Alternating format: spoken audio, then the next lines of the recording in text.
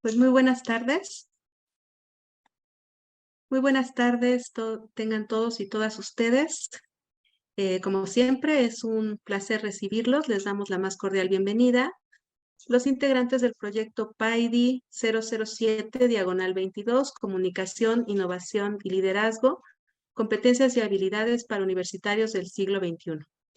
Pues bien, el día de hoy vamos a tener la presentación de nuestro quinto webinar del semestre 2023-2, el quinto y el último de este semestre.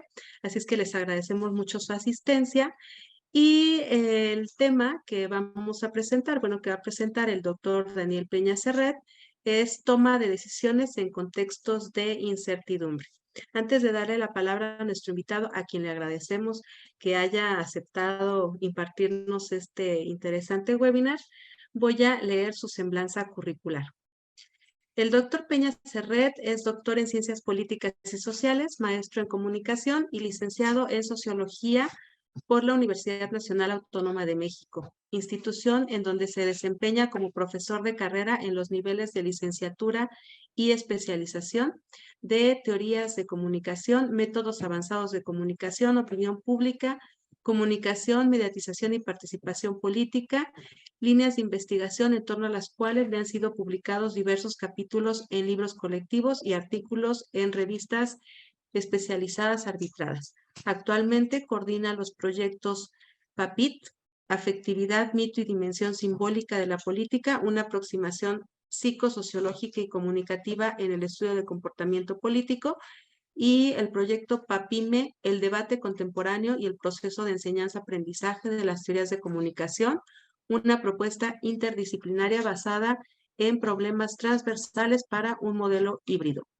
En 2022 publicó el libro Desafíos del escrutinio ciudadano mediatizado, un debate pendiente, y en 2021 el libro Repensando la participación política en el entorno multimediático, experiencias en México, y el artículo Un dilema democrático en México, disenso social ante la promesa de cambio político, en la revista Política, Globalidad y Ciudadanía.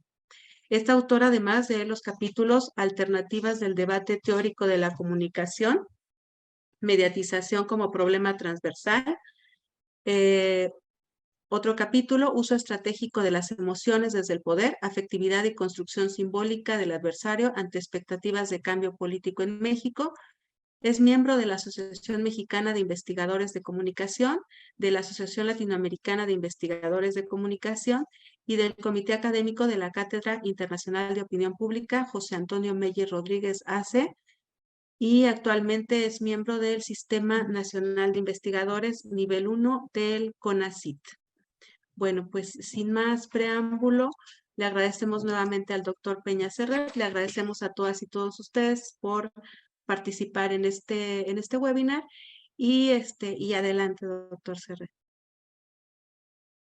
Muchas gracias, doctora Gutiérrez Morales, y a todo el equipo del PAI, Mónica, Arturo, y demás colegas que han emprendido este muy interesante, muy innovador proyecto, centrado en uno de los aspectos que a veces es descuidado en el campo de nuestro ámbito académico y científico en nuestra universidad, y por eso felicito a ustedes por haber emprendido este tipo de proyecto que pretende habilitarnos, incluso afianzar parte de las competencias y habilidades que hemos venido desarrollando en diferente medida y con diferente alcance, pero cobrar esta oportunidad con esta oferta reflexiva, analítica, que a través de la serie de webinars han producido y organizado, en beneficio de nuestra propia comunidad, tanto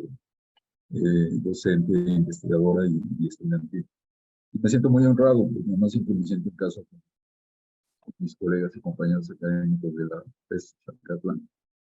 Y agradezco mucho la invitación, porque me honra. Quiero dividir el tema, toma de decisiones en contextos de incertidumbre, en dos grandes partes, dos grandes apartados. Un primer apartado que se centre en los procesos decisorios, entrar al objeto de estudio. Después, situarlo en un contexto particular o específico que tiene que ver con la incertidumbre como uno de los rasgos característicos que inundan todos los ámbitos de la vida social. O vamos, siempre habrá un sentido, un significado y una realidad que podemos denominar como incertidumbre. Vamos a tratar de caracterizarlo para efectos, finalmente, de cerrar con una serie de recomendaciones que se dirijan a qué tipo de competencias y habilidades se requieren actualmente en la mayor parte de los procesos decisorios o de toma de decisiones cuando nos movemos en ese tipo de contextos, ¿no? Presentaré un modelo sencillo, porque me parece muy actualizado, que considera por lo menos 4 aspectos que podemos también denominar analíticamente variables que caracterizan un contexto de incertidumbre.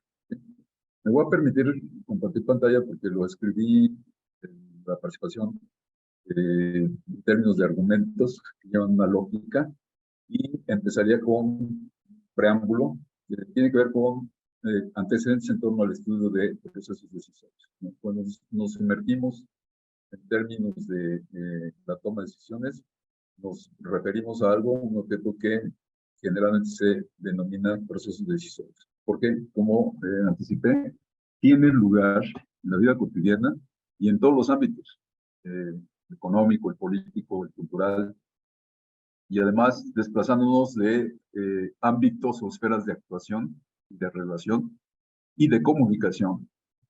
Actuación, relación, comunicación, como es el ámbito íntimo, el ámbito de la agencia humana, el ámbito de las libertades, el ámbito de uno mismo, y pasar al ámbito de privado, en donde se establecen una serie de relaciones e interacciones que no son de acceso, no son de propiedad y no conciernen a cualquiera, sino a los individuos que deciden, en ejercicio de sus libertades y sus derechos, asociarse, agruparse y sostener relaciones incluso de orden afectivo.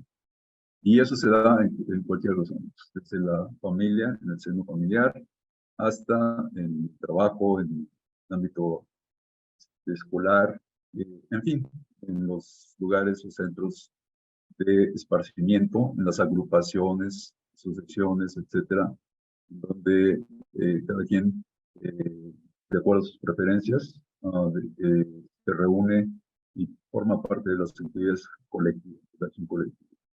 Del ámbito íntimo, podemos desplazarnos al ámbito privado, y del ámbito privado podemos desplazarnos al ámbito público y viceversa. Es un desplazamiento de movernos de uno y otro de estos 3 ámbitos de la vida real, de la vida humana, constante, incesante, todo el tiempo, la vida cotidiana. Bien.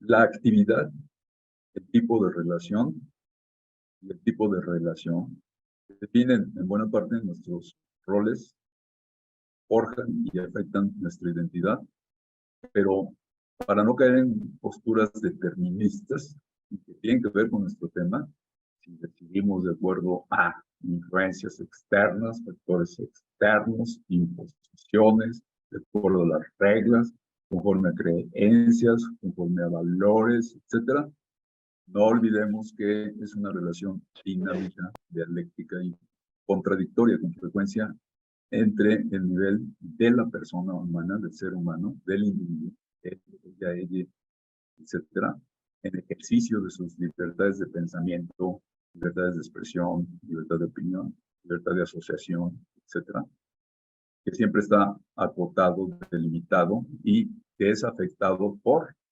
un conjunto de estructuras de todo tipo a escala social, ¿no? Pero esas mismas estructuras también son alteradas, transgredidas, transformadas en el ejercicio de la agencia humana, desde el nivel individual hasta el nivel más agregado, en sus formas más elementales o en sus formas más sofisticadas de organización y de acción colectiva. Entonces, Doctor, pensemos, ¿mande? perdón por interrumpirlo. Sí, ¿Ya compartió o va a compartir una voy a presentación? compartir. Sí. Ok, gracias.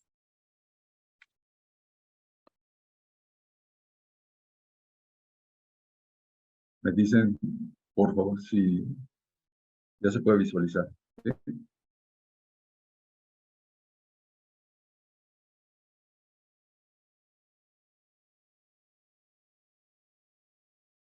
Me dice la leyenda, el anfitrión inhabilitó la función de compartir las pantallas de los participantes.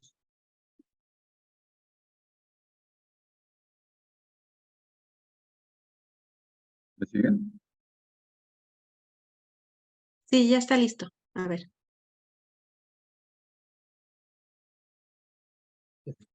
Ahí ya Ya, debo de, se debía ver ya, ¿sí? sí, ya se ve. ¿Ya? ¿Dónde ubicamos estos antecedentes? Fundamentalmente en el ámbito de la administración y de la economía, en el ámbito productivo. Es, bueno, me estoy remitiendo o delimitando históricamente a las sociedades contemporáneas, ¿sí? No voy a ocuparme de cómo ha sido visto los procesos decisorios en la historia remota, ¿sí? Ni hacer una reconstrucción histórica de las cuestiones de modernidad, porque nos dispersaría de nuestro objetivo.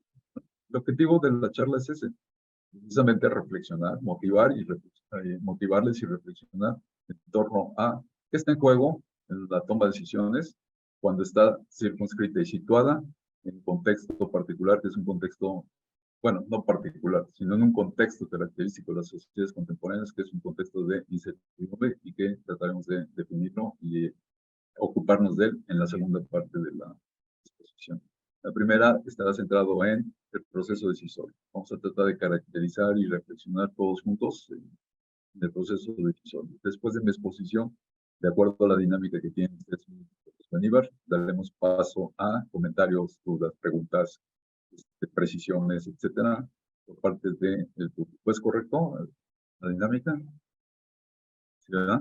¿Sí está Sí, planteado es así? correcto, es correcto. Bueno, Primero su exposición y después un sí, diálogo con los participantes. generalmente fue desde el inicio del siglo XX monopolio del campo de la administración, el más vasto campo de economía, donde se constituyó como uno de los objetos de estudio, ¿no?, de la administración científica, que es el proceso de toma de decisiones. De hecho, concebido como proceso, la gestión, ahora gestión, antes administración, y sobre todo en el ámbito privado, no solo en el ámbito privado, en el ámbito público, pero fundamentalmente donde recibió, pues obviamente los auspicios, el financiamiento, etcétera, es en el ámbito de la empresa privada, ¿no? Entonces ahí es donde se origina y se constituye en uno de los objetos de reflexión sistemática, de investigación, hasta de teorización, de los procesos de toma de decisiones, la toma de decisiones. En un proceso convencional que divide la administración o la gestión en varias etapas, desde la previsión, la planeación, etcétera, la toma de decisiones ocupa un lugar central, ¿no?, dentro de todo el proceso administrativo. Pero inmediatamente tenemos que salir al paso de esta enorme influencia que está cargada del conocimiento y la práctica en el ámbito administrativo, en que la lógica racional burocrática, ¿sí?, usando las categorías weberianas, no necesariamente aplica a todo ámbito de actividad y tipo de relación e interacción social.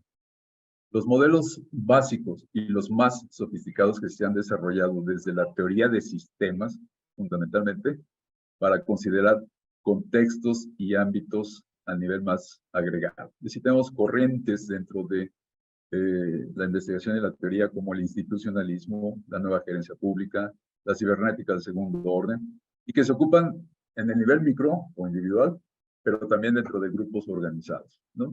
Por ejemplo, teorías particulares, la teoría de la elección racional, la teoría de juegos, los modelos de comportamiento del consumidor, la teoría de la interacción social en el campo de la comunicación, por ejemplo, ¿no?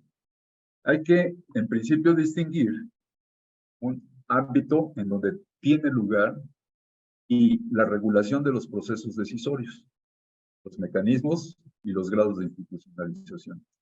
Hasta en la forma agregada, más simplificada, pero más común, cercana y significativa para casi todos los seres humanos como es la familia, también podemos hablar de mecanismos de regulación en los procesos decisorios. Los roles, por ejemplo, clásicos y tradicionales de papá, mamá, padre, madre, hijos, ya establecen un tipo de inducción sobre que sean acuerdos tácitos, entendidos, independientemente de la acción educativa deliberada que se ejerzan dentro del interior de los miembros de una familia, se establecen mecanismos aceptados, practicados y compartidos en términos de su significado de cómo tomar las decisiones. No es gratuito que los adolescentes tengan que empeñar y emplazarse en un proceso de negociación, ¿sí? Con distintos niveles, con papá, mamá, para, por ejemplo, pedir un permiso para desarrollar una actividad hasta de entretenimiento, de convivencia, etcétera, ¿no? La fiesta se recurren cuando se va a cumplir, se acerca a los 15 años, por ejemplo, cuando se trata de no llegar a casa, etcétera, ¿no? Bien, pero pensemos ahora en los procesos decisorios, los mecanismos y los grados de instituciones más complejos. Por ejemplo, el que tiene lugar en órganos colegiados de poder político, tal como una deliberación en la Asamblea Legislativa, o bien en un órgano autónomo constitucional, ahorita en la agenda pública, política y social, el tema precisamente del papel decisorio de órganos autónomos constitucionales, tal como el Instituto Nacional de Acceso a la Información y Protección de Datos Personales, ¿no? ¿En qué sentido? Bueno, pues hay una regla que dice que debe haber una mayoría para que haya quórum, que por lo tanto las decisiones tengan validez, tengan legitimidad y legalidad, ¿no? Pensemos también en los consejos de administración, empresas medianas, grandes, etcétera, incluso una asamblea de socios en empresas públicas, privadas, o una asamblea de socios en organizaciones civiles formales, ¿no? En todas ellas están implicados un determinado ámbito, una serie de procesos, mecanismos y grados de institucionalización que son regulados y que el hecho de que se impongan a quienes participan o forman parte de, independientemente de sus intereses muy particulares, muy personales, tienen que someter los procesos decisorios, incluso hasta el alcance con que cualquiera de los miembros de un grupo, de una organización, de una institución gubernamental, de un partido político, pueden decidir, pueden tomar decisiones o participar de la toma de decisiones. Y esto lo podemos contrastar versus las deliberaciones que tienen lugar, por ejemplo, entre grupos de vecinos, asambleas condominales, en alguna asociación religiosa, en alguna asociación deportiva, hasta en un grupo artístico, por ejemplo, ¿no? En el primer caso, y ante situaciones y contextos de incertidumbre, se hace necesario que el proceso decisorio se desenvuelva en varias escalas y fases, y que se apoye en sus respectivos órganos, subgrupos o comisiones de apoyo, encomiendas particulares, subcomisiones, grupos o equipos de colaboración, en donde se preparan resolutivos, dictámenes, diagnósticos, opiniones, recomendaciones para que el proceso decisorio sea legal o sea legítimo o sea aceptado, por lo menos bajo un esquema de organización colaborativa o altruista por la mayor parte de los miembros que forman ese grupo donde se toman las decisiones.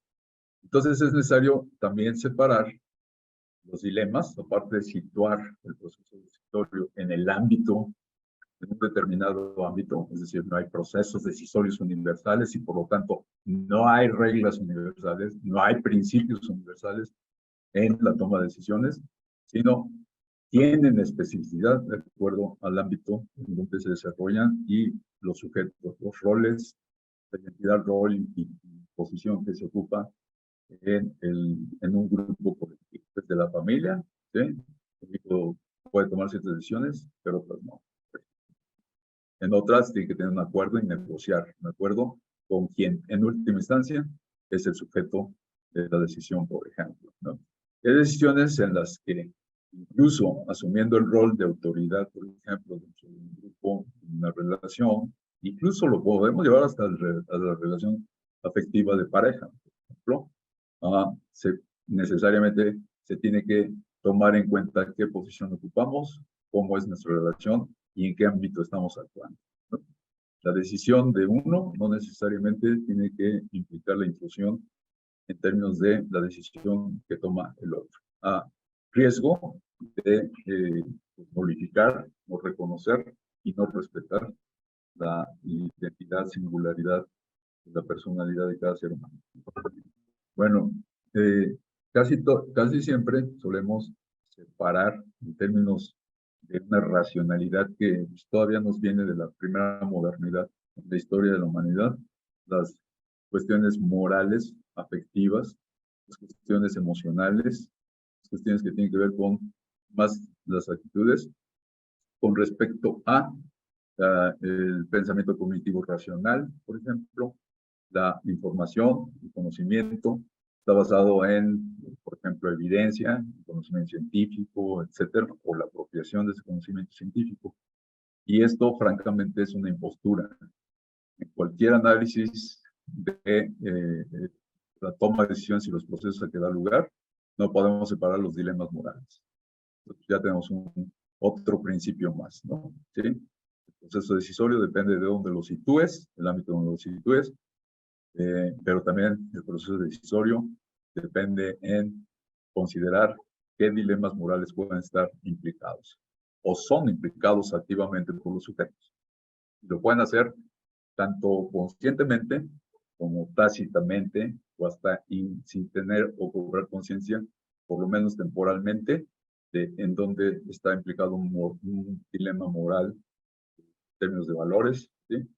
En un proceso decisorio. Bueno, en casi todo asunto, respecto a cualquier decisión, incluso las instrumentales, las que siguen principios de el arreglo entre fines y medios, es decir, donde la decisión implica que dada una determinada finalidad, el individuo, la persona, elige cuáles son los medios. Los medios no son recursos, los medios son acciones, cursos de acción, ¿sí?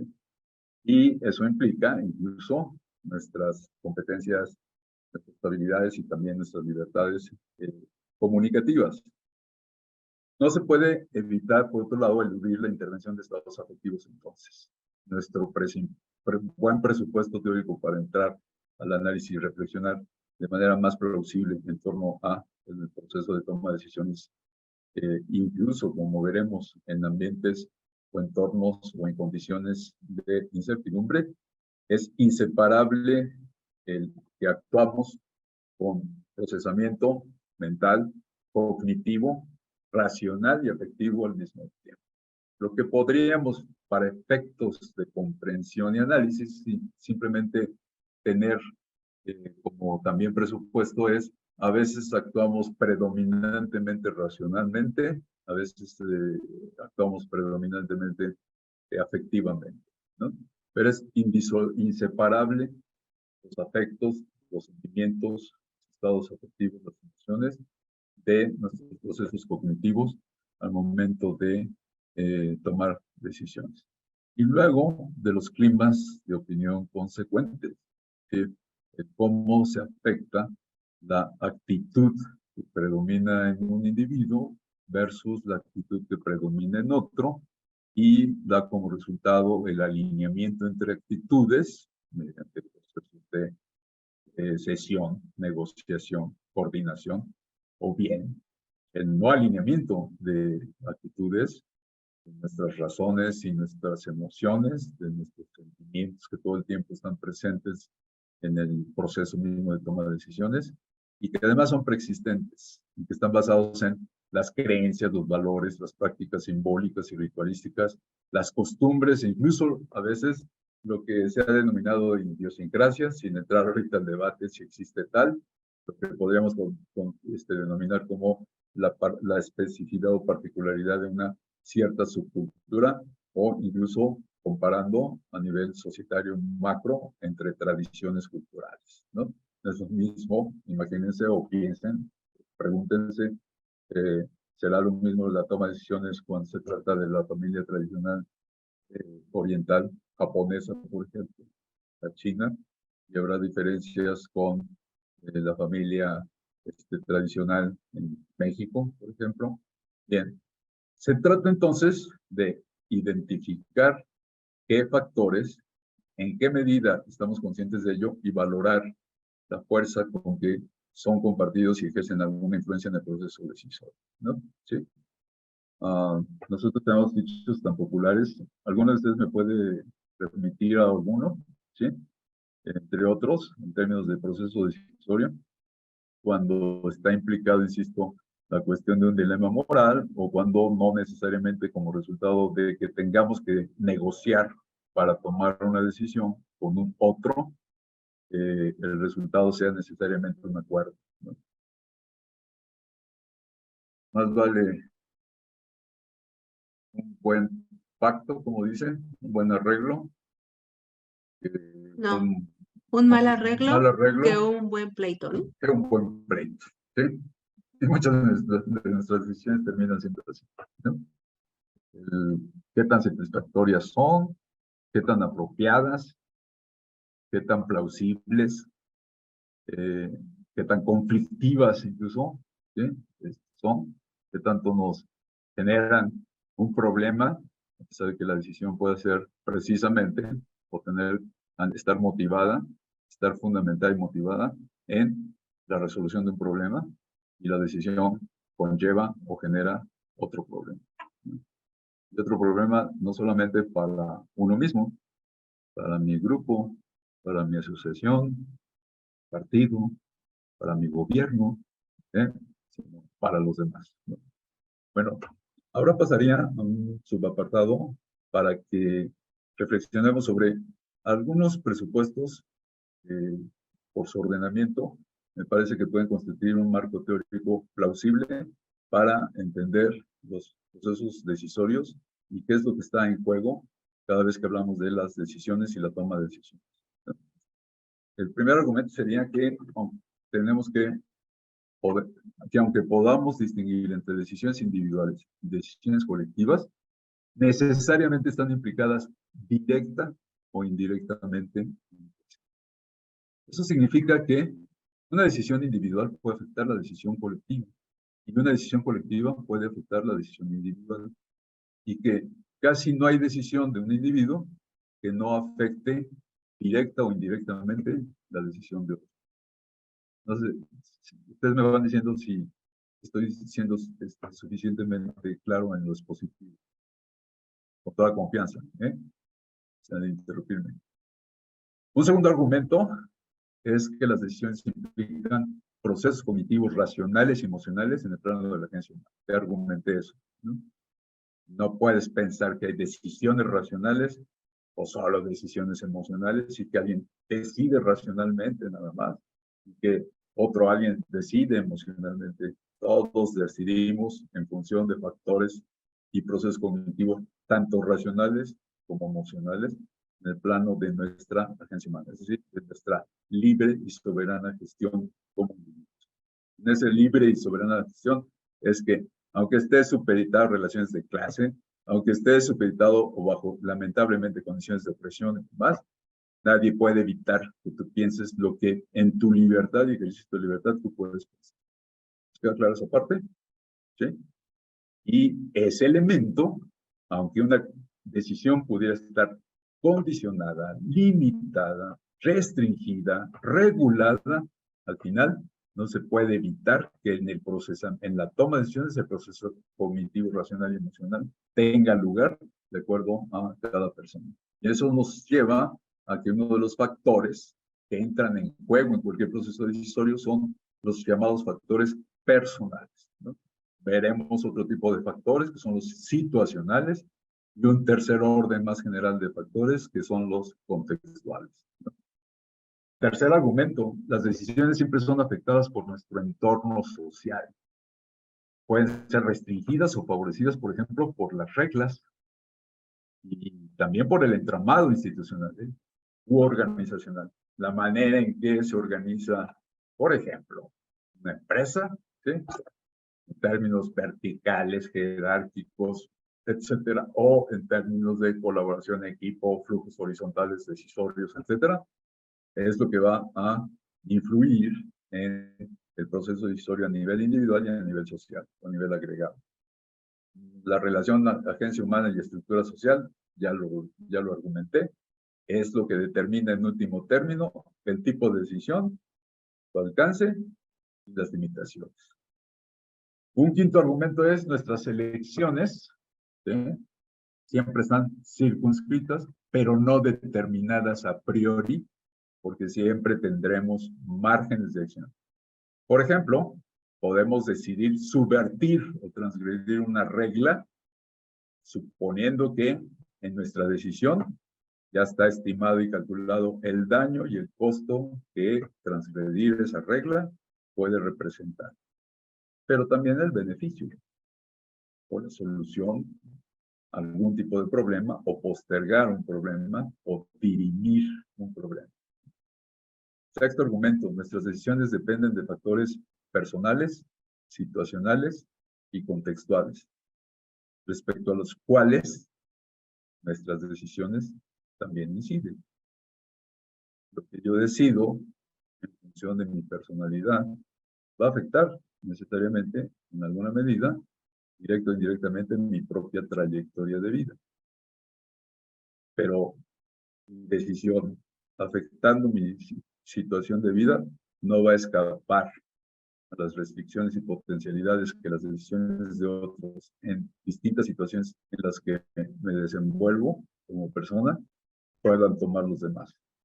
Y finalmente, todos los grupos, todas las clases sociales, todos los estratos, etcétera, son necesariamente afectados en términos de decisión individual y colectiva por el contexto al cual se supeditan y que desde distintos ámbitos, el económico, el político, el cultural, pueden establecer restricciones o potencialidades, ofrecer oportunidades o bien riesgos y amenazas al proceso decisorio y al ejercicio de la agencia humana en la decisión en el nivel individual. Y que nos conecta directamente con la segunda parte de nuestra temática. Las decisiones se toman en contextos de incertidumbre que solo parcialmente puede ser mitigada. Es decir, no pensamos que ninguna decisión, ningún plan de acción, ningún curso de acción, ni individual ni colectivo, elimina, erradica la condición de incertidumbre en nuestro entorno macro a distintos niveles. Lo que podemos hacer es simple y llanamente mitigar el alcance con que esos contextos de incertidumbre se presentan como dilemas, desafíos a proceso decisorio que tomamos en distintos ámbitos, ¿no?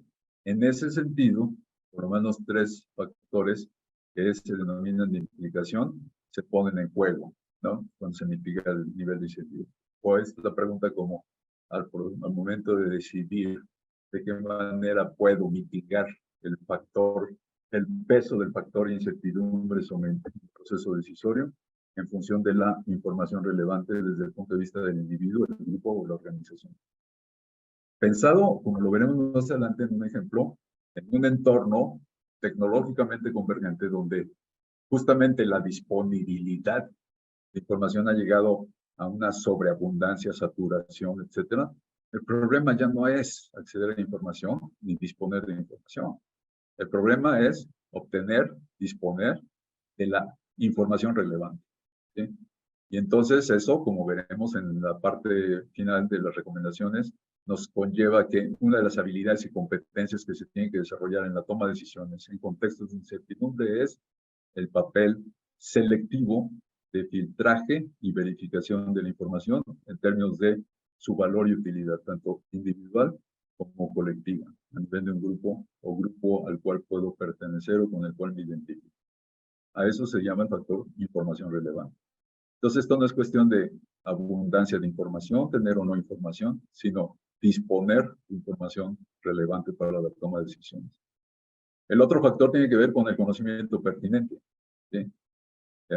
Hay muchos que han estudiado, escrito e incluso ya apuntado cómo podemos reconocer uno de los fenómenos emergentes en esta sociedad de el predominio del conocimiento como el valor supremo de todo proceso productivo y de toda actividad social, el hecho de que se pueda compartir, construir, producir y apropiar de manera colectiva, de manera más fácil, con menor costo, con mayor aprovechamiento y además independientemente de las fuentes, los sujetos, los roles, es decir, indistintamente de las desigualdades sociales que son estructurales y que afectan todo el tiempo el mundo de hoy. Bueno, esto se llama conocimiento pertinente también. Si se requiere de información relevante para la toma de decisiones en contextos de incertidumbre, también se requiere conocimiento pertinente. ¿Qué quiere decir? Ustedes como, por ejemplo, docentes, académicos, investigadores, etcétera, saben perfectamente bien que la sociedad ha generado una condición y un perfil de estudiante, sobre todo los que estamos trabajando con la actual generación, que son nativos, prácticamente todos nativos digitales, los llamados nativos digitales, en términos de su incapacidad o la falta de capacidad para desarrollar competencias y habilidades que permitan al alumno reconocer cuándo está ante un conocimiento pertinente y cuándo se apropia de un saber que en realidad está basado en el sentido común, está basado en experiencias personales, individuales, etcétera, pero que tienen una amplia divulgación, una amplia difusión y una generalizada apropiación prácticamente por cualquiera que navegue en la Internet, ¿no? Y finalmente un factor que se llama implicación emocional y moral del individuo o los grupos en donde se decide, que tiene que ver con el sentido de validez, de justificación, o bien de solidaridad, de coordinación, y también el sentido de conflicto dentro de un grupo a partir de una decisión que toma un individuo, un grupo de individuos, una parte de ese grupo o todo el grupo. Casi toda decisión, octavo argumento, implica disputa, negociación y acuerdo en torno a la producción, la asignación y la apropiación tanto de recursos individuales como colectivos. Y este argumento lo pueden llevar a los distintos tipos de agregación entre individuos, de relación e interacción entre individuos y a casi todos los ámbitos de la vida social, el económico, el político, el cultural. Noveno argumento, dado que los recursos siempre son escasos, insuficientes, y su distribución y asignación siempre será cuestionada por algo, por ser desigual.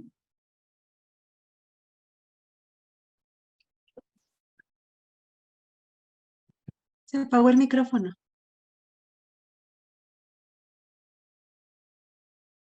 Ahí, Listo. a Gracias. partir de dónde se dejó de escuchar.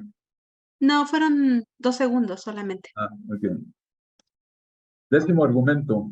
Las decisiones implican entonces tomar postura respecto a cooperar, negociar, coordinarse con otros o no hacerlo.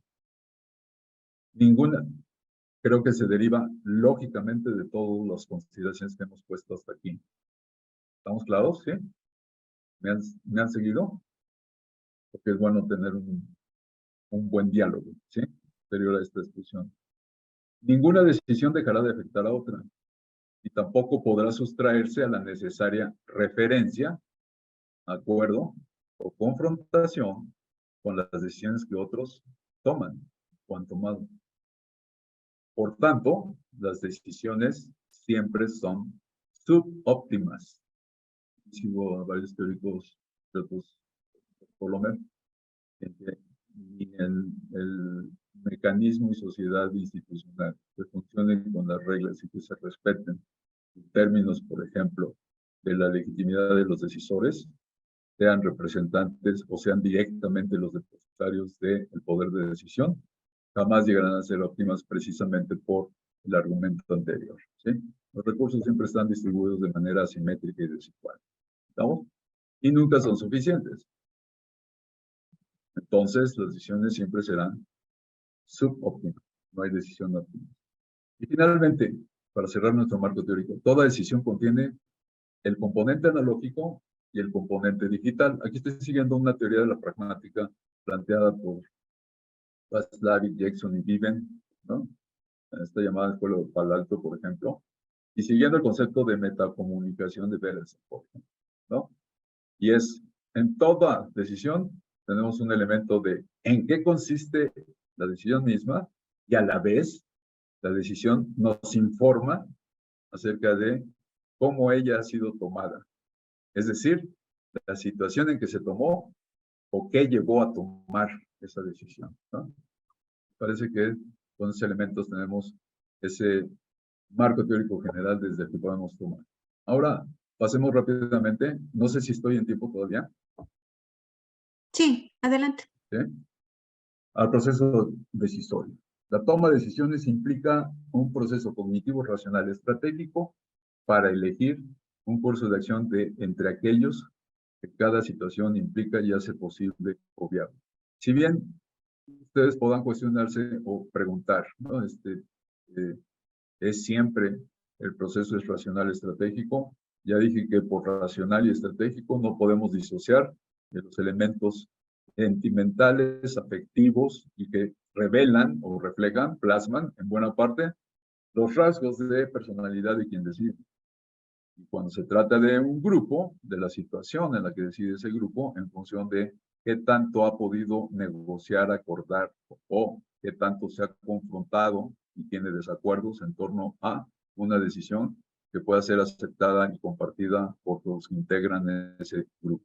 Al final, eso nos lleva a que en cualquier curso de acción, tomando como definición de una decisión eso, un curso de acción a seguir, pos de un objetivo, en pos de una finalidad, en pos de un propósito, que puede ser incluso una expectativa, pero en función de los recursos disponibles, bajo las condiciones en que esa decisión es tomada, es decir, ese curso de acción es decidido, elegido y puesto en práctica, y la situación más amplia de influencia que puede afectar las decisiones que se toman en una cierta situación prototípica, en distinto ámbito, en el económico, en el político o en el cultural, que puede estar circunscrita por las reglas o puede estar afectada por un conflicto. A veces la pretensión de solucionar o mitigar los efectos o los daños, los perjuicios que trae un conflicto para una parte de un grupo o para varios grupos, constituye la decisión misma, un curso de acción. De manera que está implicada y lo que podemos valorar es que qué tanto es posible o es viable, como veremos más adelante al caracterizar el proceso decisorio inscrito en un contexto de incertidumbre. Cuando la situación y el contexto están restringidos por un mayor nivel de contingencia y incertidumbre, entendiendo el principio contingencia como aleatoriedad, aquello que tenemos imposibilidad de predecir, e incertidumbre, como lo definiremos con detalle más adelante, los procesos decisorios requieren basarse en pensamiento complejo, que amplía los márgenes de previsión y atingencia para redefinir con qué criterios elegimos las opciones que evaluamos o las que tenemos a la vista al momento de que estamos en el curso, en el transcurso, en la efectuación de un proceso decisorio.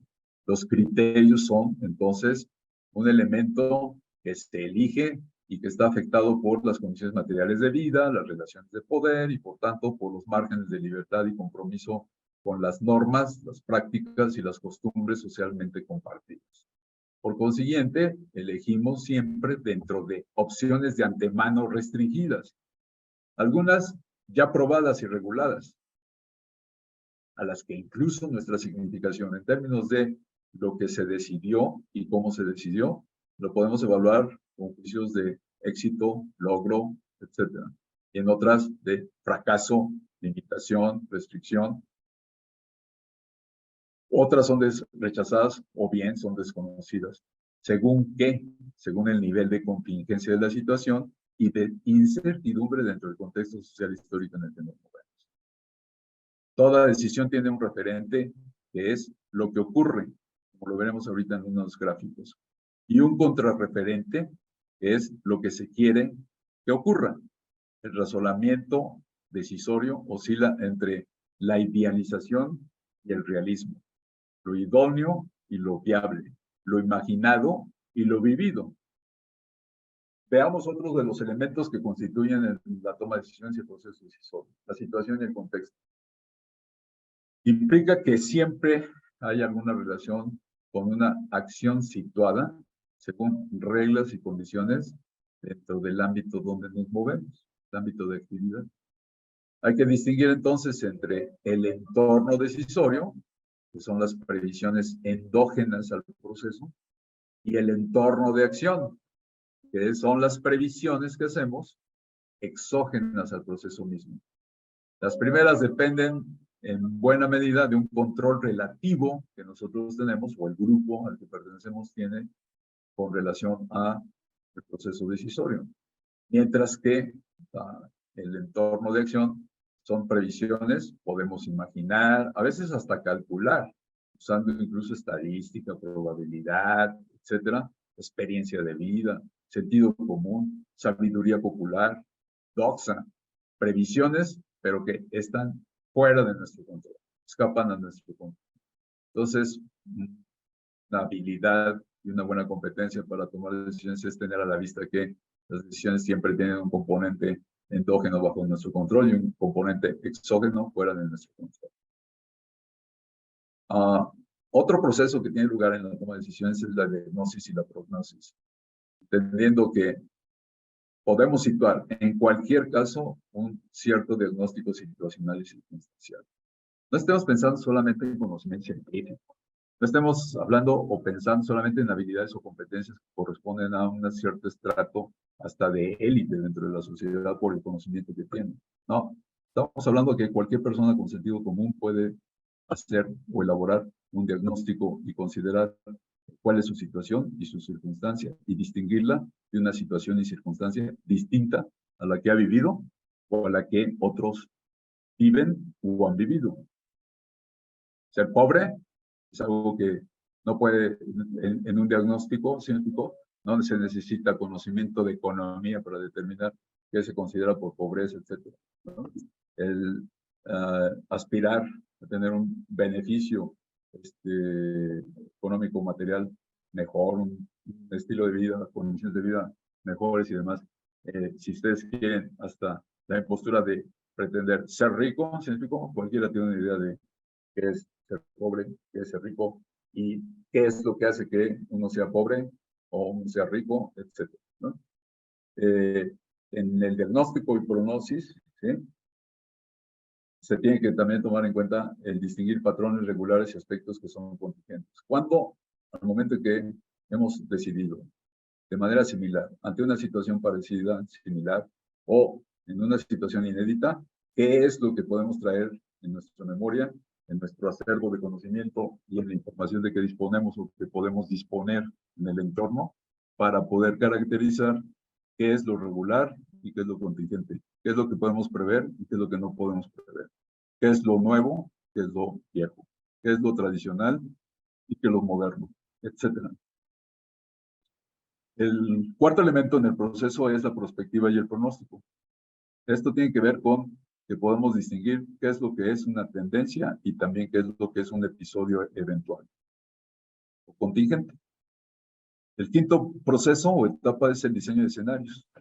Todos en el proceso decisorio, en distintos niveles, en distintos ámbitos donde nos movemos, podemos emprender y considerar este componente de la toma de decisiones que tiene que ver con cuáles son nuestros escenarios, ¿no? Ustedes, les pregunto, ¿creen que le fue ajeno a la mayor parte de las personas el oír por todos lados con una casi ubicuidad en medios impresos, en medios electrónicos, en medios digitales, en medios masivos, en la conversación común y pública en cualquier ámbito, en plataformas de redes de conversación, etcétera, en publicaciones, gestores de audiovisual, etcétera? El término plan B será muy difícil de entender para las personas comunes y corrientes, las personas que no tienen la formación escolarizada, etcétera, de niveles y demás, serán incapaces de distinguir cuando tienes un plan A y un plan B. Pregunto. No creo que sea tan complicado y tan complejo en el entendimiento. Una alternativa. Y les decía, el proceso decisorio siempre versa sobre opciones, ¿sí? Pero las opciones ya están de antemano preestablecidas. Incluso las que imaginamos, las que pretendemos que tengan un carácter innovador, ¿sí? O aquellas que están dirigidas hacia el cambio, como veremos en un esquema ahorita gráfico, aún esas están siempre circunscritas, ¿no? ¿Y de qué dependen? Como hemos visto en toda nuestra reflexión, de la situación y del contexto. En el ámbito más inmediato, la situación, y el ámbito de efectuación donde se desarrolla esa situación, ¿no? Podemos desagregar en tres grandes ámbitos: el económico, el político y el cultural. ¿Y de qué depende en el sentido más amplio, más macro, más societario? Del contexto. Esto del diseño de escenarios, entonces, es que todos tenemos un escenario más favorable y un escenario menos adverso. Casi nadie construimos un escenario adverso. La pregunta debería ser, ¿debíamos prever un escenario totalmente adverso o no? Hay que identificar qué depende de nosotros y qué depende de los otros. Hay que también establecer una relación costo-beneficio y además ponderarla por a quienes se implica y a quienes se afecta. ¿Quiénes se ven implicados en el curso de acción que decidimos, ¿no? Que elegimos? ¿Y quiénes se ven afectados? Porque necesariamente en toda decisión, quiere decir, estamos implicando o estamos afectando a los otros. Es una cuestión de que yo decido mi vida, a mí nadie me dice qué hacer, etcétera, etcétera, ¿sí? Y lo que yo decida no le afecta a nadie. Yo no me meto con nadie, etcétera, etcétera. Bueno, ese principio puede ser un principio meramente declarativo, pero el pecado lleva a la penitencia. Significó absolutamente ideal y por lo tanto no verídico, real. Y finalmente, en el proceso de diseño de escenarios también hay ciertos principios, tenemos que pensar en ciertos principios que se ven comprometidos y ciertos principios que necesariamente requieren ser negociados, ¿sí? El sexto elemento son las condiciones en que se actúa. Ahí tenemos que tener a la vista la identidad, el rol o papel y las reglas dominantes. Por lo menos esos tres elementos, ¿no? Para definir una condición en la cual se actúa en términos de elegir un curso de acción. Y lo podemos descomponer en tres tipos de evaluación. La evaluación de los precedentes, que es ocurrido antes en situaciones, insisto, similares o prototípicas de decisión. La evaluación de las oportunidades de cambiar, de innovar, de hacer algo que no habíamos emprendido, de implicar a alguien y negociar con alguien con quien no habíamos considerado antes. Y finalmente, el aprendizaje sobre cuáles son las mejores prácticas según las diferentes casuísticas. Es decir, cuando se ha actuado ante un reto, un desafío, un problema, un conflicto, en términos de decisión, me refiero, ¿no? O cuando se trata de mejorar, corregir, enmendar, innovar, etcétera. Bueno, hay una casuística alrededor de las cuales podemos situar cuáles han sido prácticas exitosas y prácticas de fracaso. Y un séptimo elemento en el proceso de toma de decisiones es la estrategia y los procedimientos del curso de acción que elegimos. El definir un curso de acción según finalidades y medios, el manejo de los recursos y el aprovechamiento de las oportunidades, la previsión de daños colaterales y consecuencias desfavorables, las acciones de control de daños y de probabilidad de reversibilidad o no de la decisión y sus consecuencias, y la evaluación previa, durante y posterior al proceso decisorio. 2 puntos sobre el proceso decisorio para pasar a los elementos de cómo opera el proceso decisorio en el contexto de iniciativa. 1, hay que identificar el problema, la condición, la situación del momento versus o presente la condición que deseamos, la situación a la que aspiramos en el momento futuro, un momento que no es el aquí y ahora. Y un segundo aspecto es definir los criterios de decisión. ¿Por qué y para quién la decisión es relevante o bien impostergable? Tiene que tomar. ponderar o asignar un valor a los distintos intereses que están involucrados, que son afectados, o en los que se va a incidir y repercutir con el curso de la decisión que decidimos. Y eso nos permite jerarquizar y otorgar prioridades que sirven para poder deliberar entre las opciones que tenemos a la vista, ¿no?, según su impacto y también su urgencia. De esa manera se evita la generación de un ilimitado abanico de alternativas, ¿sí? Esto que pasa cuando nos sentamos en las clásicas reuniones de insights y lluvia de ideas, ¿sí? Entonces, pues, creo que todos ustedes lo han experimentado. Llega un punto en el que se vuelve inmanejable escuchar toda la gama de propuestas que se le pueden ocurrir a todo el mundo y demás, porque tienen distintos criterios de decisión. Creo que nos estamos entendiendo, ¿verdad? Si por lo menos partimos de un criterio de decisión, cuando mi decisión está tomada dentro de un grupo, con relación a un grupo, o como parte de un grupo, bueno, la mejor manera de conseguir o aspirar a un proceso decisorio, si no óptimo, porque ya lo argumenté, nunca es óptimo, por lo menos satisfactorio por las partes, es que establezcamos de antemano un criterio de decisión. Algunos de ustedes conocen, sobre todo los que han estudiado ciencia política y comunicación, el modelo habermasiano, el modelo de Jules Habermas, ¿sí? ¿Se acuerdan o no? Sí. Una de las partes tiene que ver con eso, ¿no? Con un mínimo de reglas o criterios que faciliten que todos los que pueden participar tengan a la mano elementos para juzgar cuando están ante un mejor argumento, una mejor alternativa que la propia. Y entonces, eso sea el proceso que los conduzca a optar por adoptar, sumarse, incluso hasta defender una alternativa que no se había originado en la propia persona. Hay herramientas cuantitativas o cualitativas y mixtas para elaborar estudios de evaluación cuando estamos en escenarios complejos, cuando estamos en organizaciones, instituciones, etcétera, y que nos ocupamos del proceso decisorio o tratamos de entender los procesos decisorios. Cuando se proponen las opciones, estas deben ser ponderadas según sus ventajas y desventajas, la viabilidad e inviabilidad, la eficacia, eficiencia y efectividad. Son tres cosas y tres aspectos diferentes, pero que deben ser considerados los tres. La incidencia directa en el núcleo o causa estructural del problema y no en sus aspectos complementarios. En la medida en que se acuerden y hagan explícitos los criterios, se reducirán los márgenes de confusión, incertidumbre y conflicto.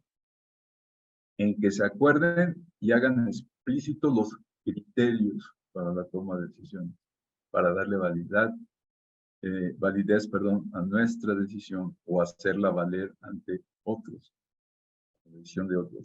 Esto es particularmente indispensable para conseguir el apoyo y en su caso el reconocimiento de si la decisión fue fallida, inadecuada, y qué hacer en su caso para mitigar sus efectos negativos y ajustar la decisión subsecuente. Yo no sé si ya abusé demasiado. Me falta la parte esta del contexto de incertidumbre. ¿Puedo continuar o Sí, adelante, hacemos un alto? unos 15 minutos más, ¿le parece? Bueno, vayamos ahora, si me permiten, al texto de incertidumbre. Voy a compartir también esta pantalla. No sé si ahí ya está. ¿Ya lo ven? Sí, ya se ve muy bien. Bueno, situemos ahora todo lo que hemos reflexionado, considerado sobre el proceso de toma de decisiones, ubicándolo en el contexto de incertidumbre. Y eso implica, para empezar, cómo caracterizar estos contextos de incertidumbre. Igual como les platiqué de cuando se ocupan los estudiosos sobre la toma de decisiones, hay bastante literatura especializada con distintos alcances acerca del proceso decisorio. Bueno, pues en este caso también hay mucho estudio con distinta perspectiva sociológica, cultural, incluso política o económica, sobre todo, acerca de los contextos de incertidumbre, ¿no? Los mercados financieros, por ejemplo, han sido monopolio de la investigación y la teorización sobre contextos de incertidumbre y sus repercusiones en el comportamiento de los agentes económicos relevantes del mercado, ¿no? Bueno, de ahí incluso provienen buena parte de conocimientos acerca de cómo caracterizar el proceso, el contexto, perdón, de incertidumbre, ¿no? Bueno, entonces se trata de situar el proceso decisorio orientado por actividades preexistentes y la implicación de quienes deciden, ¿no? El nivel de implicación de quienes deciden. Y ahí consideramos, como hemos dicho, los factores personales, los situacionales y los contextuales. Ejemplos de los elementos del factor personal. El temperamento y el carácter influyen en tus decisiones. Tu temperamento, tu carácter, mi temperamento, mi carácter y tus decisiones. La experiencia de vida influye en el tipo de decisiones que tomas y cómo tomas decisiones. La salud mental y emocional también. Y por supuesto, las actitudes. Entre los factores situacionales habría que destacar la actividad, la identidad, el rol o papel, los intereses, la información, como hemos visto, el conocimiento, como hemos visto, los medios y los recursos. Decimos medios, no estamos hablando solamente aquí de medios de comunicación, estamos hablando de medios en términos generales, ¿no? Y ya vimos que la acción o el curso de acción puede ser un medio, ¿sí?, para otra decisión. En ese sentido, una decisión puede ser un curso de acción particular para decidir un curso de acción más general que lo abarque. Es decir, una decisión que pone al servicio de otra, de orden más general, con mayor alcance o más complejo, como veremos. Y los factores contextuales, tenemos que considerar el ámbito de relación e interacción, los grupos de pertenencia, los grupos de identificación, las comunidades de práctica y las comunidades de comunicación y convivencia.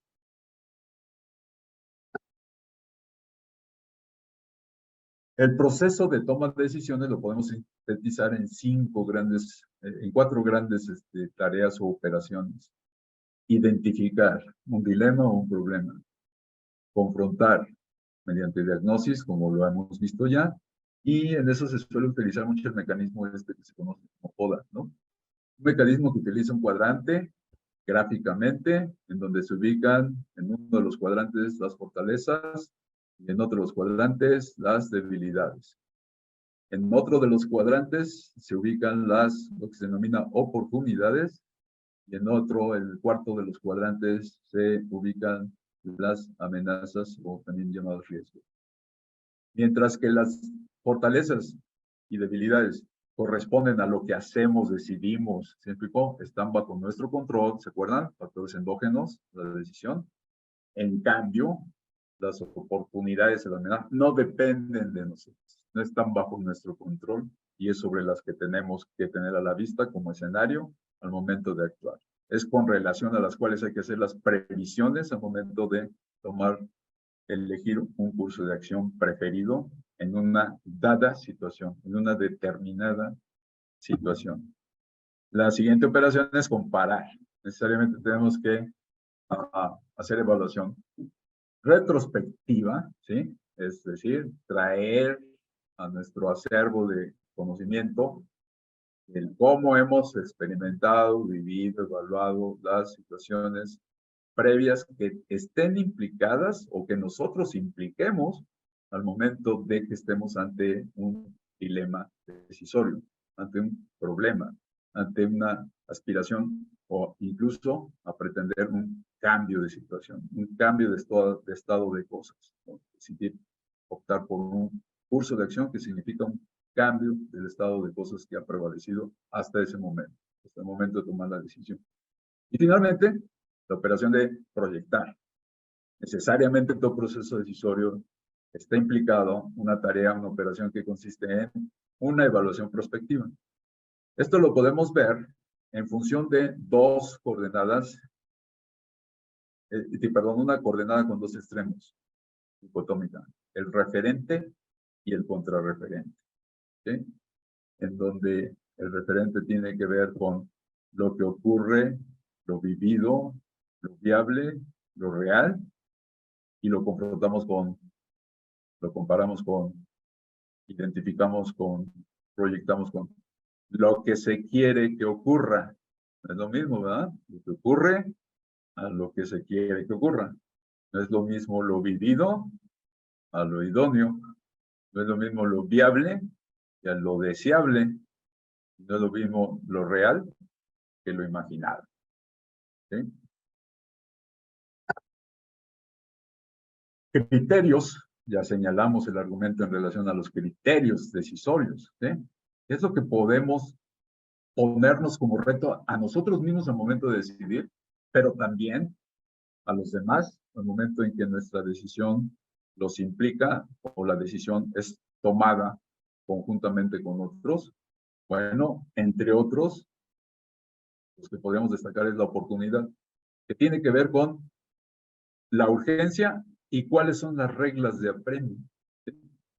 Si es que las hay o no las hay. A veces, para llegar a una decisión, primero hay que tomar otra decisión previa que tiene que ver con ponernos de acuerdo o decidir cuál puede ser una regla de premio para no caer en esa típica práctica y conducta en donde todo urge, todo es urgente, hay que decidir, etcétera, etcétera. ¿Están de acuerdo? Los grados de libertad. Bueno, no todo curso de acción, no toda decisión tiene los mismos márgenes y no todos podrán subvertir las restricciones que se pueden imponer incluso por las reglas. No sé si me siguen, ¿no? El punto. Lo pueden llevar a cualquier ámbito. ¿Sí? Si lo llevan al ámbito, por ejemplo, societario, tiene mucho que ver con esta cuestión de si una ley no la hacen aplicable porque resulta que es anticonstitucional en la medida en que me priva o conculca uno de mis derechos políticos, como puede ser el acceso a la información. ¿Sí me siguen?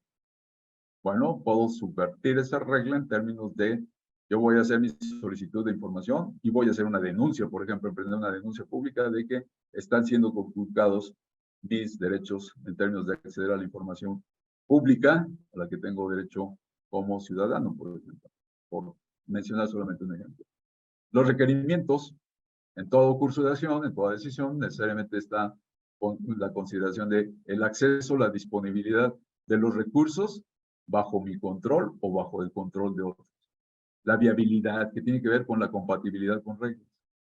Si hay reglas, si hay un estado de cosas que es aceptado, ¿sí? Y sobre todo cuando tiene la fuerza, por ejemplo, de la regla jurídica, etcétera, ¿no?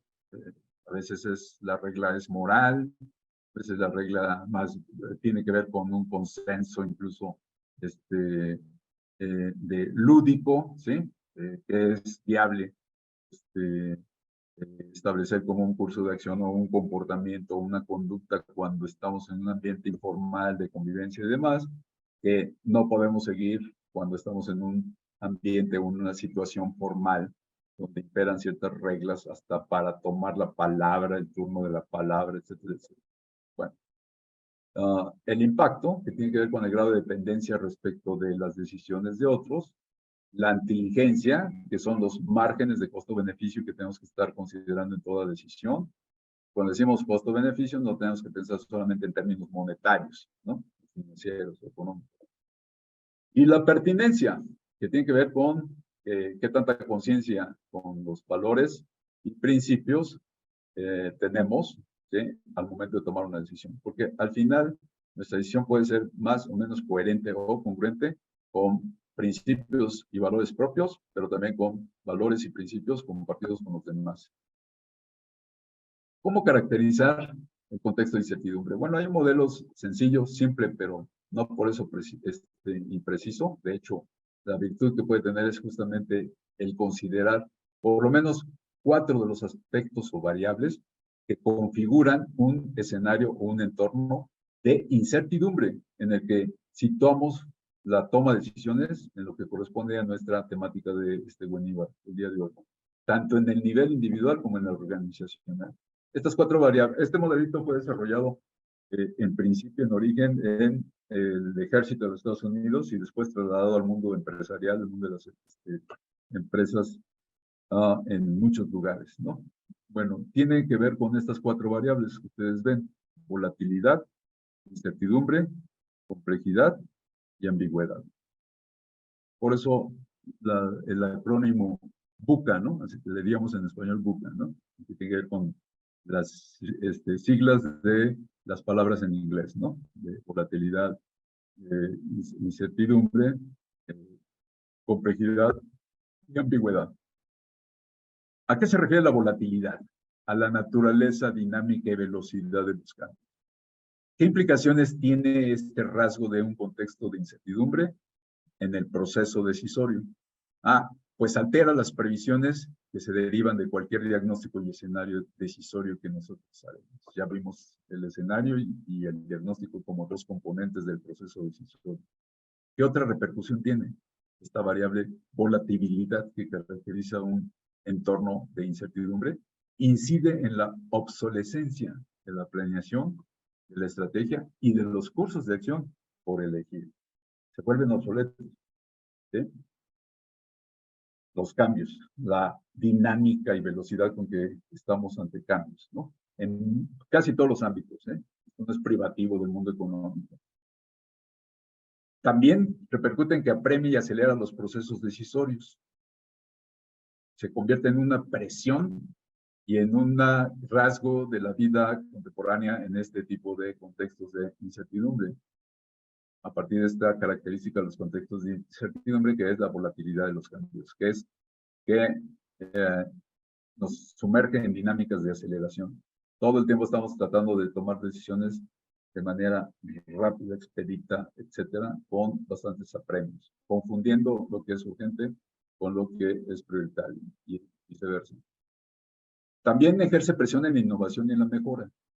Entonces, ponemos algunos de los ejemplos que son muy comunes de esta variable volatilidad. Se da en el mundo de los negocios, de las empresas, y tiene que ver con la digitalización, la conectividad, la liberación de comercio, la competencia global, y también disrupciones generalizadas en los modelos de negocio existentes. La segunda variable o componente o aspecto de un contexto de incertidumbre es la incertidumbre misma, que tiene que ver con la falta de previsibilidad, con el incremento de situaciones imprevistas. Eso no depende de nosotros. Se constituyen una amenaza o riesgo todo el tiempo y es característica de un contexto de incertidumbre. No podríamos, ¿sí me explico? Ante este incremento incesante de situaciones que no se prevén, ¿sí? No podríamos ostentar que mejoramos nuestro proceso o que nuestras habilidades, el desarrollo de nuestras habilidades y competencias decisorias van a terminar por ponerle un freno a todo el repertorio de situaciones que no se pueden prever. Y por otro lado, el desconocimiento de lo que está en juego, lo que está implicado. No siempre no siempre conocemos lo que está implicado en un proceso decisorio. Y probablemente las consecuencias de muchos cursos de acción y de reacciones viables ante un conflicto potencial. ¿Qué implicaciones tiene el proceso decisorio? Bueno, reduce el alcance de la situación, altera lo que está en juego en el proceso decisorio, modifica las condiciones y la definición de la situación en que se decide y representa cambios abruptos, a veces, en las reglas del juego, ¿no? El no poder predecir o el que se modifiquen las reglas que se nos imponen y que pueden potenciar o restringir nuestros márgenes de elección de un determinado curso de acción. Lo que sí se vale o no se vale, lo que es posible o no es posible, lo que va a ser acompañado, defendido y respaldado, o lo que, al contrario, va a ser atacado, condenado y marginado, ¿no?, por los demás. La complejidad, hay mucha abundancia en definiciones y demás, pero podemos coincidir entre lo que plantean varios de los estudiosos en que varios problemas se originan de múltiples causas y eso es uno de los elementos de la complejidad. Casi no hay problema que tenga solamente una única causa. Y no hay una causa que necesariamente tenga que vérselas con solamente un problema. Confundir causa con consecuencia y viceversa. También eso afecta el proceso decisorio en este componente variable de un contexto de incertidumbre que denominamos complejidad, en este modelo que estamos estudiando. La solución a un problema puede conllevar, incluso convertirse en otro problema. La dificultad para comprender las relaciones entre los diferentes elementos, tanto internos, por ejemplo, una organización, un grupo, como los externos, que son los que influyen en la existencia de un problema o un desafío en un momento dado. Esta capa de complejidad está sumada también a las turbulencias en los cambios y la ausencia de predictores en el presente, que hacen extremadamente difícil la toma de decisiones en estos contextos de incertidumbre. Y la cuarta característica o rasgo de un contexto de incertidumbre es la ambigüedad, que podemos definirla en términos de que da pie a interpretaciones diversas e incapacidad para conceptualizar con precisión cuáles son amenazas y oportunidades y además hacerlo a tiempo. Acuérdense que estos dos factores, las amenazas y las oportunidades, en un análisis diagnóstico situacional, al momento de tomar una decisión, que es una de las fases del proceso decisorio, tienen que ver con lo que está fuera de nuestro control, lo que escapa de nuestro control y que está totalmente derivado de la situación y el contexto en el que nos movemos y en el que tomamos decisiones. ¿Qué implicación tiene la ambigüedad en el proceso decisorio? Bueno, repercute en la claridad y precisión para identificar cuáles son aquellos aspectos internos y externos, los que están bajo nuestro control y los que escapan a nuestro control y que intervienen en un determinado problema o reto en cara, según que estén o no bajo nuestro control relativo respectivamente. ¿Qué otra consecuencia o implicación tiene? Resultados y efectos contraproducentes a los deseados, a los esperados o a los requeridos en el momento de tomar una decisión. Similares condiciones pueden provocar consecuencias diferentes. Y esto se define como el componente de ambigüedad que afecta al proceso decisorio porque proviene del entorno de incertidumbre. Y finalmente, diseñar y configurar un escenario de gestión y de adaptación. Otras consideraciones que podemos tener a la vista es lo que para unas personas representa o funciona como un éxito, para otros puede ser un fracaso. Y eso nos lleva a que no hay ninguna fórmula que funcione siempre para todo el mundo, incluso en un escenario similar. Y que cada vez es más difícil precisar qué es lo que ocurre en la realidad y cuántos significados posibles se le pueden atribuir a las condiciones que rodean esa realidad. Eso incrementa el costo en la toma de decisiones y, por supuesto, reduce el alcance de los beneficios que se esperan, se pretenden o se buscan. Y también restringe la capacidad de gestión y adaptación en casi todos los grupos humanos. Ustedes van a ver aquí el ciclo de su relación de todos estos componentes en términos de configurar este modelo o escenario de incertidumbre. Y con esto termino.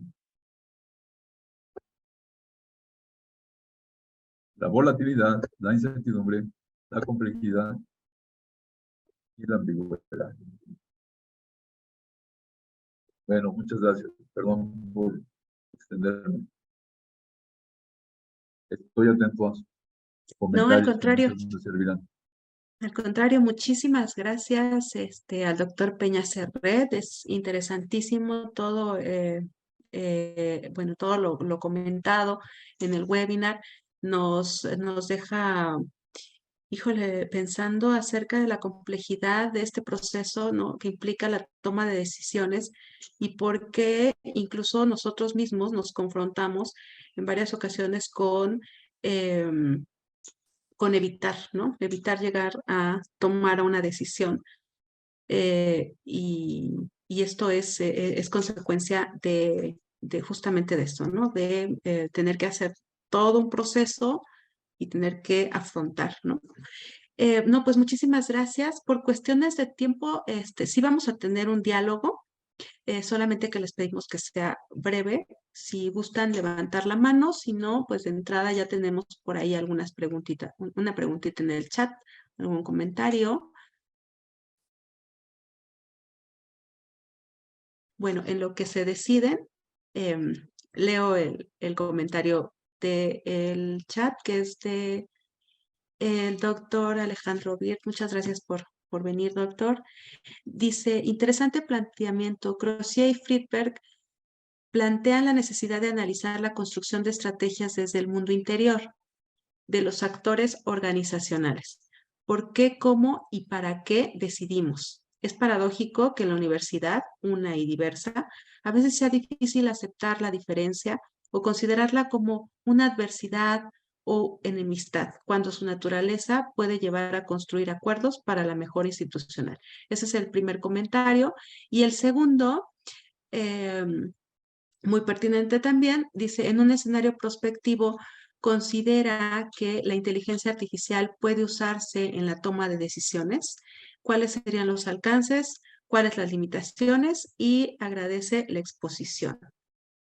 Y pues una vez me sigo con, sí puede el doctor Daniel aceptar así varias preguntas. Con el comentario de Cecilia Pontes, muchas gracias también por participar. El tema de la toma de decisiones en momentos de incertidumbre lo relacionaría con el surgimiento de las crisis reputacionales. Bien, no sé si le merezca algún comentario. ¿A mí? No, Sí, por por supuesto. supuesto, son tres sumamente inteligentes los comentarios que han vertido. El doctor Bird acierta, desde luego, y comparto, ¿no?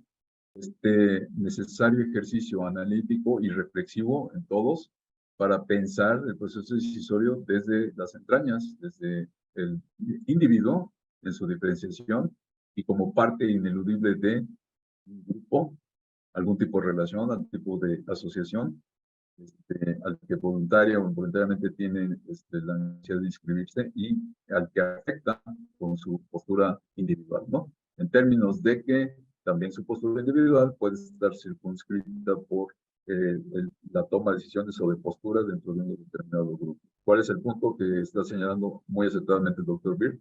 Que es uno de los elementos desde donde tenemos que ver los procesos decisorios. Y esto va para las relaciones efectivas más elementales, significativas para todos los seres humanos, como son las relaciones efectivas, por ejemplo, hasta el ámbito más general y más amplio de la esfera pública, en donde se dan los conflictos de clase, ¿no? Entre élites, entre gobernados y gobernantes, entre grupos que detentan poder económico y grupos que adolecen o viven en condiciones de pobreza, etcétera, ¿sí? Al final, no podemos eludir que las decisiones de unos afectan las decisiones de otros a nivel individual y a nivel colectivo.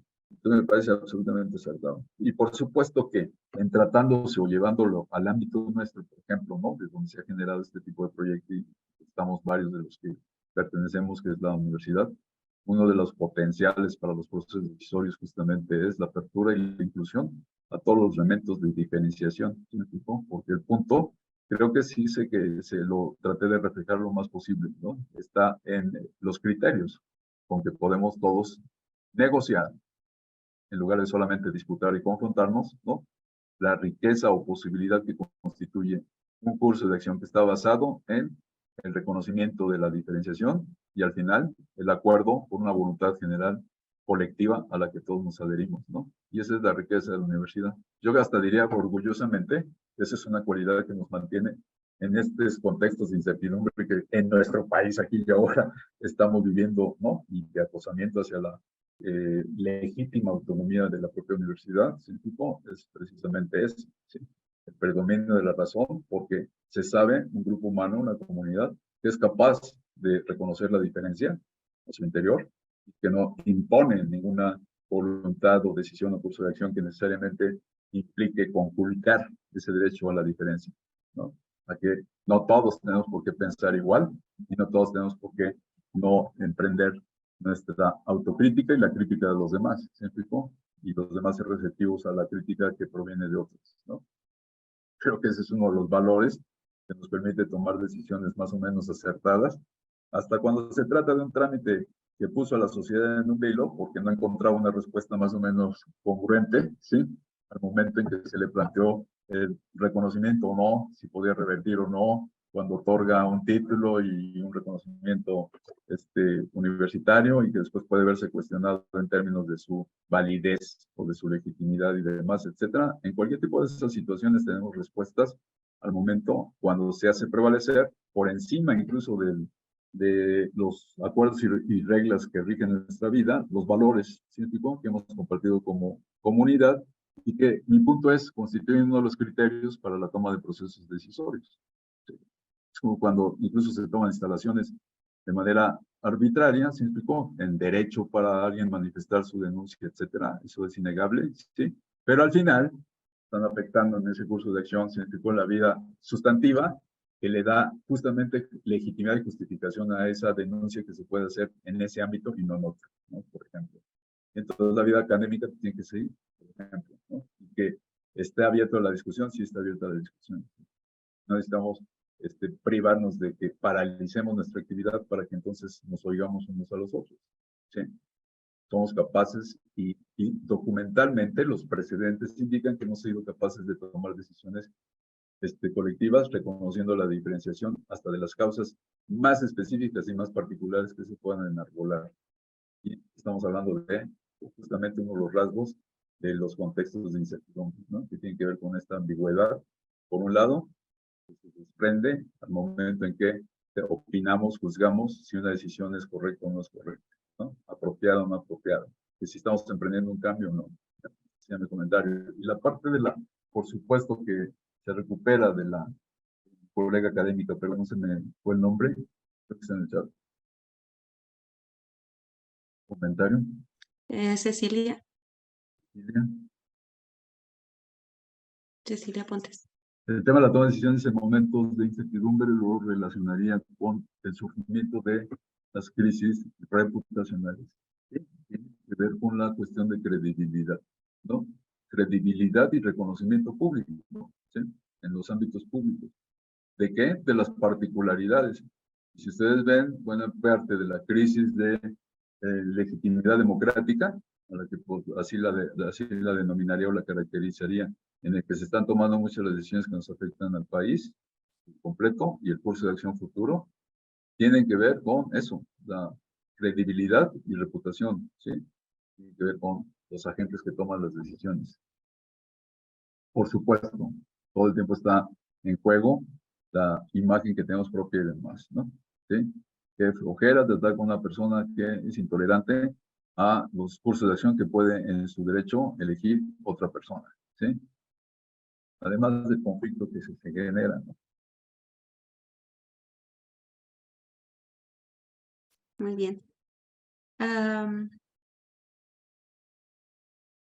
¿Alguna otra pregunta, comentario?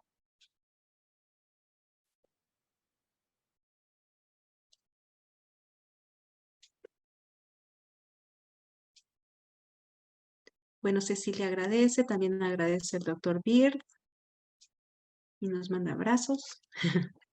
Gracias, muy honrado de tener al doctor Pierce y como parte de este diálogo. Ok. Bueno, Alejandro González, gracias por asistir. También nos dice que agradece la excelente exposición de esta jornada. También Guadalupe Cecilia Ochoa Salazar agradece. Muchas gracias a todos. Bien, no sé si haya entonces quedado claro. Si, me parece que por ahí levantó la mano el maestro Rafael de Jesús. Gracias por estar aquí. Adelante.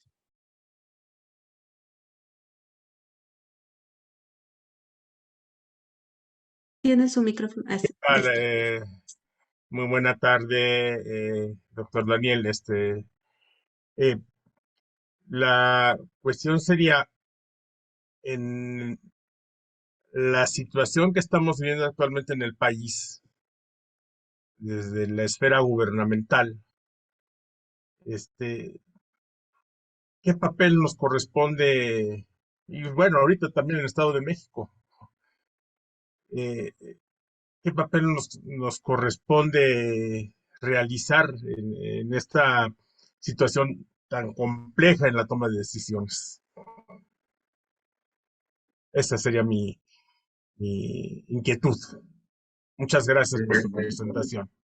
No, al Gracias. contrario, gracias por su comentario, doctor Rafael Hernández. Lo que no entendí es, la pregunta es con relación al proceso electoral o a qué situación se refería en el Estado de México. Sí, la situación social que estamos viviendo actualmente, que de alguna manera, efectivamente, como usted lo señala, impacta en lo académico, pero como habló usted de todas esas esferas que van desde la cuestión personal hasta la empresarial, comunitaria, social, es un poco ese horizonte el que me inquieta. Muy bien. Yo creo que buena parte de el escenario, situando procesos decisorios en términos de el escenario electoral, el escenario de campañas, yo creo que mucho de la diagnosis o evaluación retrospectiva puede ser el punto definitorio al momento en que los mexiquenses se tracen cuál puede ser una mejor opción dentro de las limitadas opciones que tienen circunscritas, ¿sí? Por el propio sistema de partidos y sus alianzas, ¿no?